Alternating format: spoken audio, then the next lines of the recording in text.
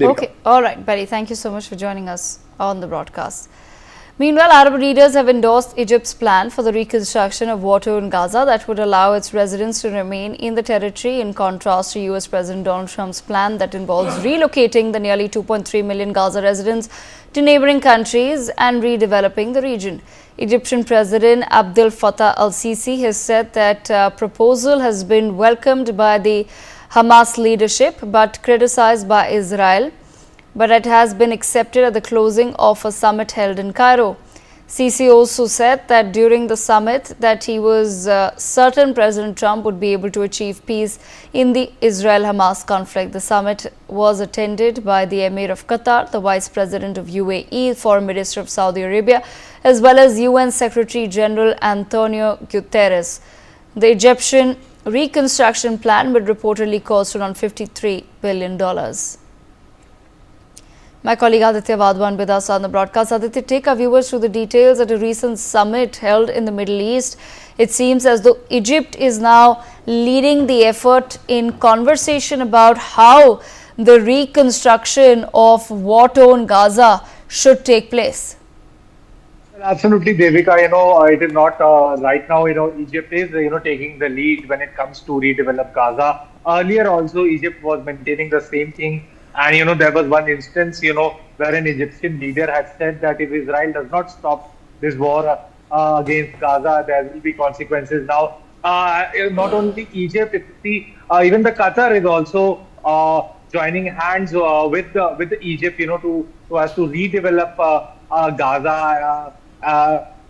Because as per them, so much damage has been done to Gaza because of the continuously bombardment by the Israeli Defense Forces, and now it needs to be seen by what date will they initiate this redevelopment plans, and what are their plans and how will they go about it. But one thing is very clear, that Egypt and Qatar and their like-minded other Middle East partners are very interested in redeveloping Gaza, because the shambles Gaza is in a dilapidated state right now. So it needs to be seen how long does the redevelopment plan for Gaza takes place. Yes, Devika. Okay, all right. Aditya, thank you so much for joining us on the broadcast. Mr. Sanjeev Srivastav with us as well. Mr. Srivastav, Egypt now seems to be taking the lead as far as the Gaza redevelopment plan is concerned, and they do seem to have the backing of other leaders in the Middle East, which they believe is a better plan than what has been proposed by US President Donald Trump, wherein he suggested that several neighboring countries take in the Palestinians who have been displaced due to the war. However, it seems that the Middle Eastern leaders are not too keen to follow Donald Trump's advice on this matter, and they are now themselves looking into proposing an alternate plan. Yes, yes, certainly, Devika. I think this is alternate plan, and obviously it has come after President Trump's Gaza plan was proposed, where he had said that he will take this Gaza under US control, and then they will develop it in such a way that the people of Gaza will be settled into neighboring countries, and this entire territory will be used by the various people from the international community. So I think that was a plan which was a very unconventional plan, and which was resisted by and criticized by various Arab countries, Middle East countries. And now,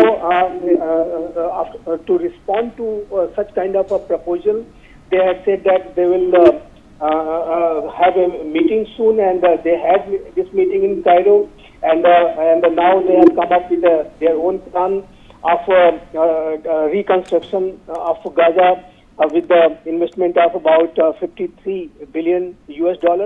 So I think it's a plan which has come up from the Middle Eastern countries, and I believe that this plan will be widely accepted by the Middle Eastern countries and those who have been critical of it. of Trump's plan. And but one thing is quite certain that because of the President Trump's a new idea of taking Gaza under U.S. control has generated a debate and has generated a kind of a response which has obviously come up with this kind of a proposal that they are now going to invest about $53 billion. So I think something new has happened because of the President Trump's plan, and that can be seen as a constructive outcome of the entire unconventional idea which came from President Trump.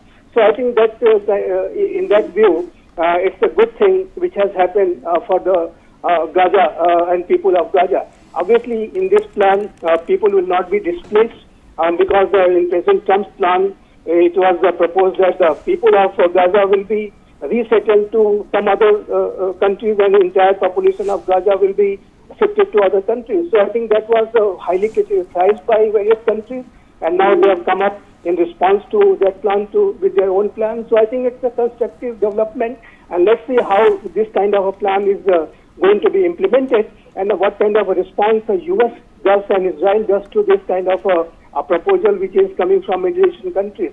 But yes, I just said that after this new idea came from President Trump, a debate was generated, and with this debate, a constructive idea has come from the Middle Eastern countries. So, so let's see what kind of implementation as they do after this plan, and what kind of a response it gets from United States of America and Israel.